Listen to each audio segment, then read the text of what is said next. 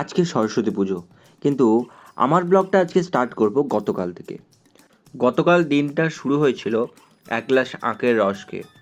যেহেতু সরস্বতী পুজো আমরা কয়েকজন মিলেই করি, তাই কাজ আমরা ভাগাভাগি করে নিই। আমার আর সৌমলর দায়িত্ব ছিল পুজোর যাবতীয় বাজার, ভোগ সমস্ত কিছু করা।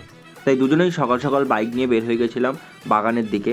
বাগান থেকে যা যা পেয়েছি সমস্ত কিছু তুলে নিয়ে এসেছি। এদিকে প্যান্ডেলও আমাদের কিছুটা বাকি ছিল। তো স্নান ধান করে খেয়ে দিয়ে আমরা বেরিয়ে গেছিলাম বাজার করতে, ফলের বাজারে। আমরা গিয়েছিলাম নতুন বাজারে, যেহেতু ওখানে সব কিছু পাইকারি রেটে পাওয়া যায়, তাই আমরা সমস্ত ফলের বাজার ওখান থেকে করে নিয়েছিলাম।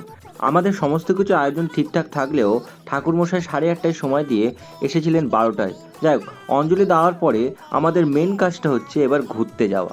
ম্যাডাম ঘুরতে যাবো না করে অনেক রিকোয়েস্ট করার পরে অবশেষে 4টের সময় বের হয়েছিলেন ঘুরতে। যেহেতু আমরা দুজনেই ভিড়ভাড়টা বেশি পছন্দ করি না, তাই আমরা এমন রাস্তা এক্সপ্লোর করতে বের হয়েছিলাম যে রাস্তাতে আমরা আগে যাইনি, আর যেদিকে একটু ভিড়ভাড়টা কম থাকবে। ম্যাডামের আবভাব দেখলে বোঝা যায় ওর বয়স 4 না 24। রায়ানের খেলনা দেখলে ও খেলতে শুরু করে দেয়। মেলায় বাচ্চাদের রাইড দেখলে ও চড়ার জন্য লাফালাফি করে। আর এগুলো করতে বারণ করলে বলে, কোথায় লেখা আছে এই জিনিসগুলো শুধুমাত্র বাচ্চাদের জন্যই?